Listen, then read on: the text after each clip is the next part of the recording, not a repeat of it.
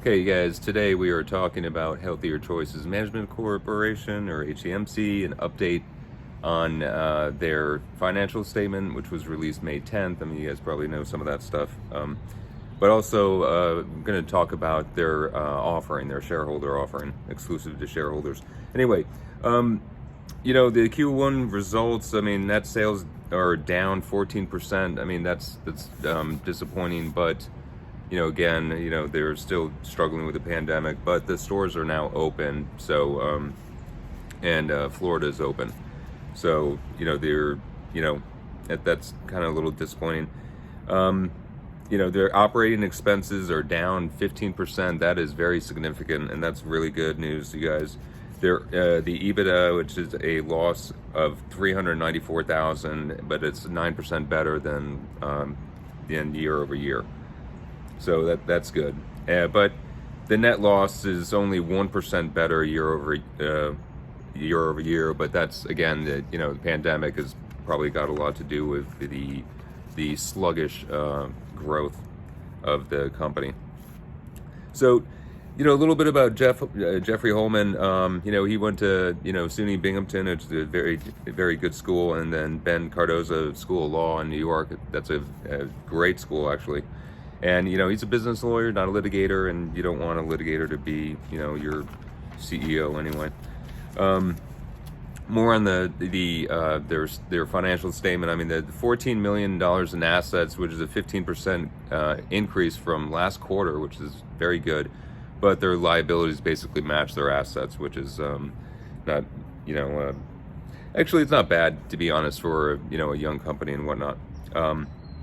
Or a company at this stage in growth and what.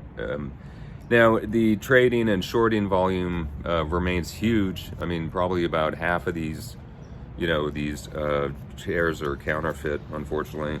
Their COO exited, but again, I mean, that happens. I don't think that's a reflection regarding the company. So the really significant news is that their institutional holders have increased from 2 to 13, which is really good.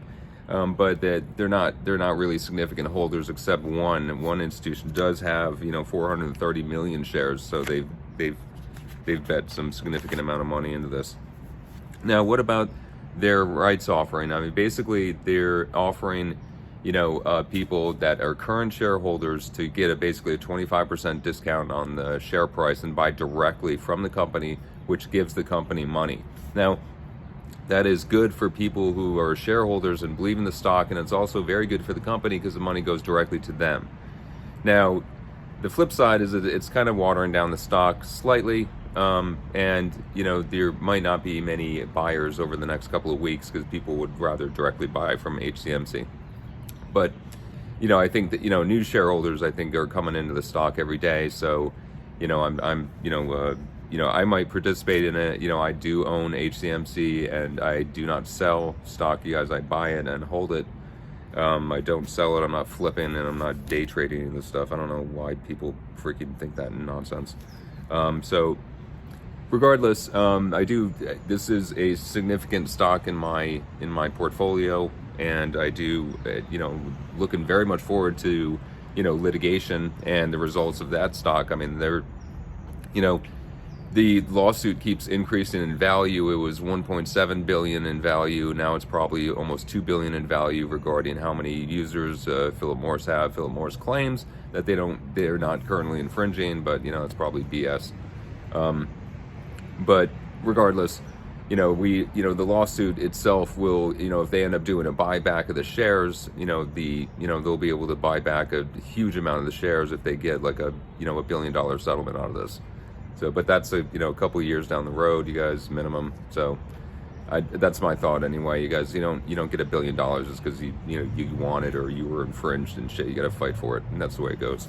So, anyway, that's my thoughts. I mean, I might participate in the offering. I'm not exactly sure, but regardless, good news and bad news. But there are some good notes on HCMC, and I'm gonna hold it.